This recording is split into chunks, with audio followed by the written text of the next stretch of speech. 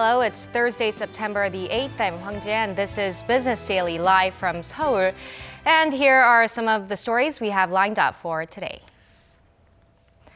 We're just a day ahead of BOK's rate-setting session that takes place amid a string of monetary meetings by major central banks and mounting problems at home. Apple drops the newest models of its iPhone, the 7 and 7 Plus. They may look a lot like their older models, but gadget geeks say there are big changes inside.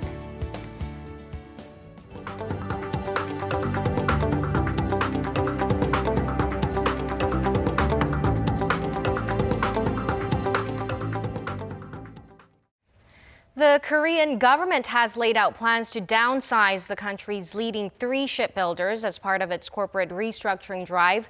During a parliamentary hearing on Thursday, the finance ministry said the government will push to cut facilities by 20% and manpower by 30% at Hyundai Heavy Industries, Samsung Heavy Industries, and Daewoo Shipbuilding and Marine Engineering by the year 2018.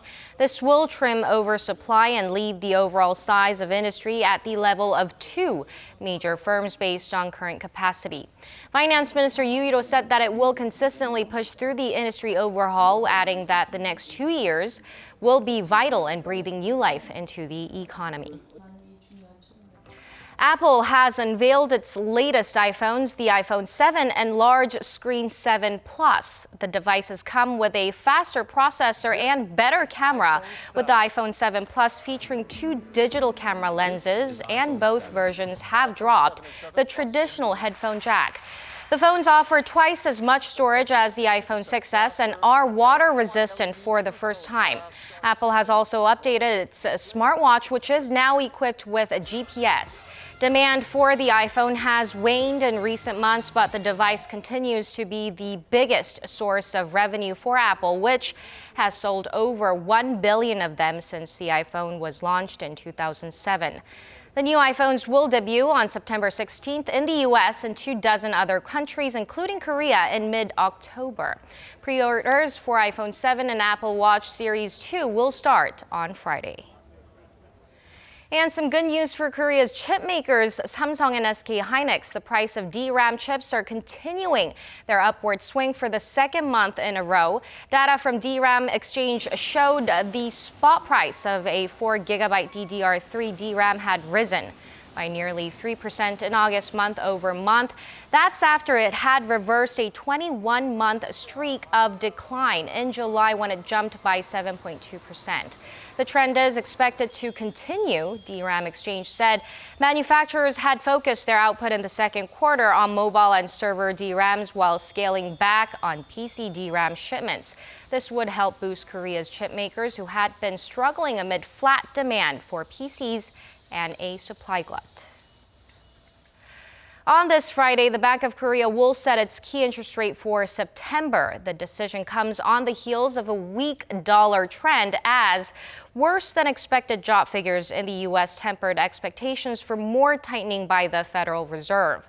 The BOK meeting also falls right after the ECB's latest rate decision and ahead of other key monetary gatherings this month. With that, we'll get a closer look at what lies ahead for Korea's central bank. Korea's key interest rate currently stands at a historic low of 1.25%. To drive up growth, the central bank has lowered the rate 5 times since August 2014. This monetary easing has come with government stimulus measures, including tens of billions of dollars worth in extra budgets. But with the economy not yet showing clear signs of robust growth, there are still calls for additional rate cuts. This month's monetary policy meeting is no exception, especially with the government's ongoing corporate restructuring and an anti-corruption law set to take effect later this month. But bringing the key rate down to fresh lows is not that simple, especially with soaring levels of household debt and a looming U.S. Federal Reserve rate hike. Uncertainty prevails as major economies are scheduled to hold their monetary policy meetings soon ahead, with the ECB's just around the corner.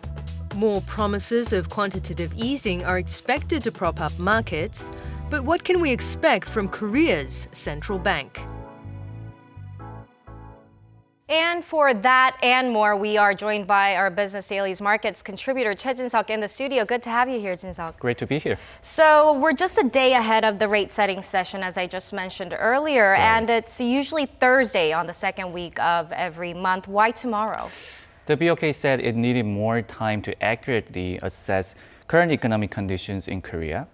If the Monetary Policy Committee takes place on Thursday as usual, BOK officials would only have 3 days to collect information considering the monthly routines of the BOK. So the BOK said it couldn't delay the date any further because there's the Chuseok holiday coming up next week as well. And it's not the first time the bank has made such adjustments. Last year, we had the September committee on Friday ahead of Chuseok as well. So what's the market consensus for this month's monetary decision? Given the uncertainties that you just mentioned, it looks like we already have a pretty clear answer over there. Exactly. 25 out of 26 economists surveyed by Reuters expect the BOK to hold the interest rate at a record low of 1.25%. Korea Investment and Securities was the only respondent to forecast an interest rate cut in September. The BOK is expected not to take risks before Fed officials meet at the Federal Open Market Committee or FOMC scheduled for September 20 and 21 local time. In other words, the BOK will need some time to look at how global financial markets react to expectations for a rate hike by the Fed before and after the FOMC. The forecasts have been changing rapidly these days due to mixed signals from U.S. economic indicators. Why so? What kind of mixed messages are we getting over there? Right. After Fed Chair Janet Yellen used her Jackson Hole speech to start the race for a rate hike as soon as September, global financial markets were hit by falling share prices and rising commodity prices, right? But job gains in the U.S. last month missed market expectations. After the release of employment data, CME Fed Watch, a futures market betting on rate hikes, now sees just a 15% possibility of a rate hike in September, compared to 27% before the report. Instead, experts now believe the Fed will pull the trigger by year-end, with Goldman Sachs saying there's an 80% odds for a hike in December. However, it still sees a 55% possibility in September, saying Fed officials intentionally sent a strong signal about raising interest rates this month at Jackson Hole. So the decision from the U.S. Central Bank is definitely something that the policymakers here are keeping a close eye on, especially in that it could cause massive capital flights from Korea if the BOK further cuts its key rate. On top of that, there's the household debt problem, which makes it more difficult for the BOK to cut its rate further. What's the rate outlook through the end of this year? Samsung Securities recently withdrew its call for a cut as the BOK seems to be taking the household debt problem more seriously. But most experts still see an interest rate cut in the near term, and there are many reasons for such predictions. First is the sluggish exports. Korea's exports rebounded from 19 straight months of declines in August, but it was largely due to the extra 2 working days, right? Second, the BOK still needs to combat the effects of the collapse of Hanjin shipping, which is disrupting the flows of key export items such as televisions or cars.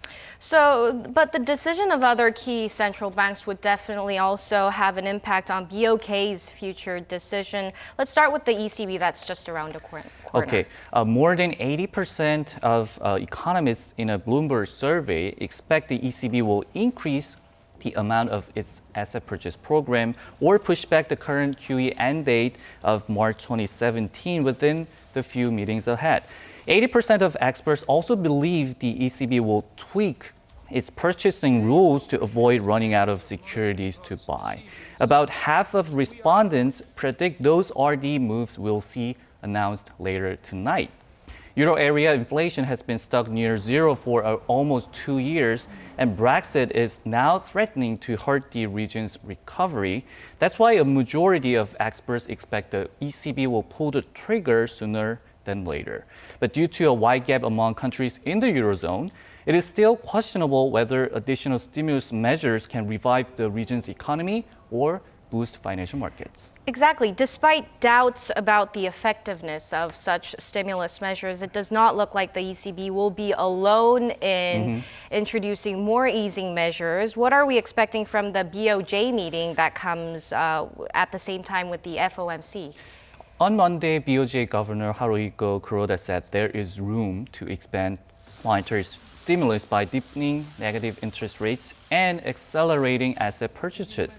He also said the central bank should not rule out the possibility of considering new ideas or taking drastic measures if necessary to achieve its 2% inflation target.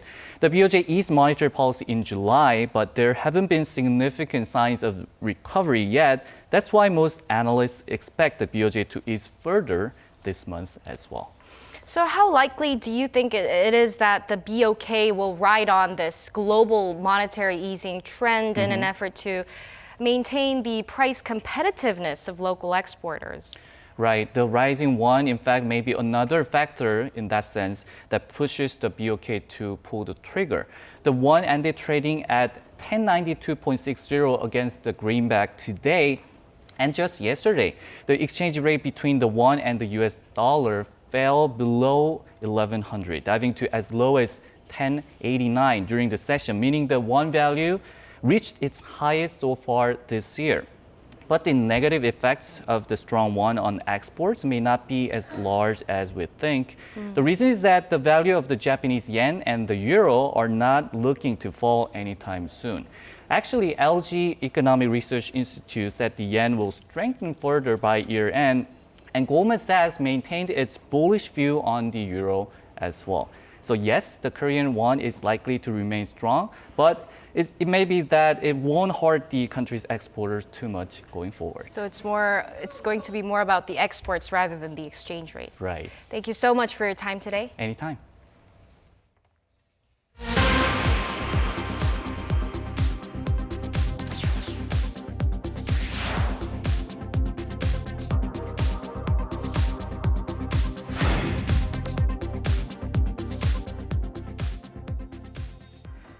Korea may have some of the greatest entrepreneurial flair globally, with almost 27% of its workers last year being self-employed. But which businesses have the best potential? Our Lee Ju-young has some ideas. What would be the most viable option for business?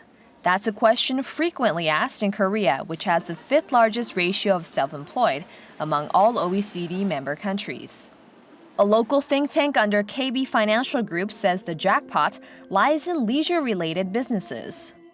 Using the KB Soho Index, which tracks credit card sales of roughly 2.3 million business owners, the index for leisure-related operations in the second quarter reached 176.1. That's up almost 30% compared to the same time last year. Billiard halls, video cafes, and game parlors were among the most popular.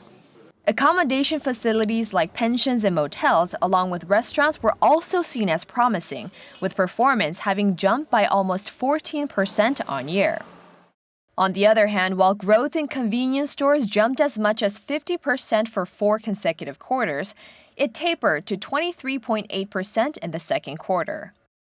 Experts say this may be due to heavy saturation in the 24-hour shop market, with franchises like CU and GS25 already having opened a total of 10,000 stores each. They add, despite the economic downturn, people have mostly kept their purse strings loose for leisure activities while tightening their budgets in other areas, a sign the current trend will persist for some time. Lee Ju-young, Business Daily. Korea's major holiday Chuseok stretches over Wednesday, Thursday, and Friday of next week. And on the heels of the passage of an anti-graft law, many people are turning to rice cakes as an affordable gift option to those near and far. Eunice Kim has more.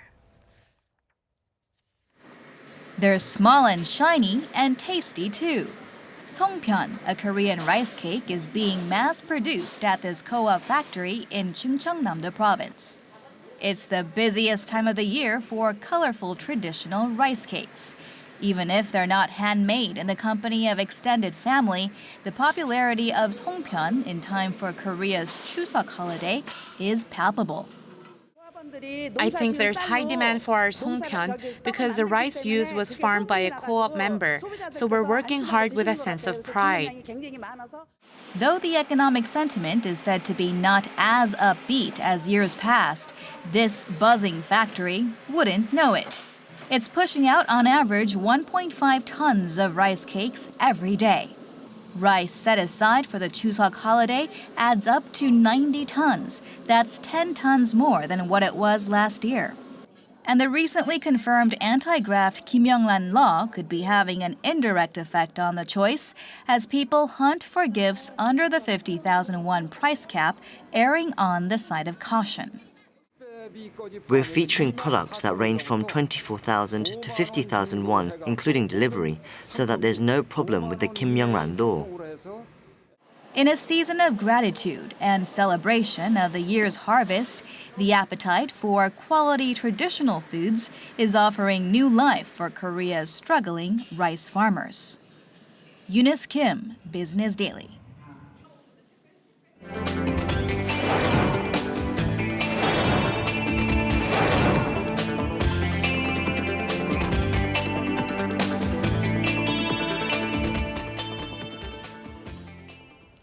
And that's it for this edition of Business Daily. Hope you've enjoyed it. I'm Hung Jie. Do stay tuned to Arirang for business news updates and more.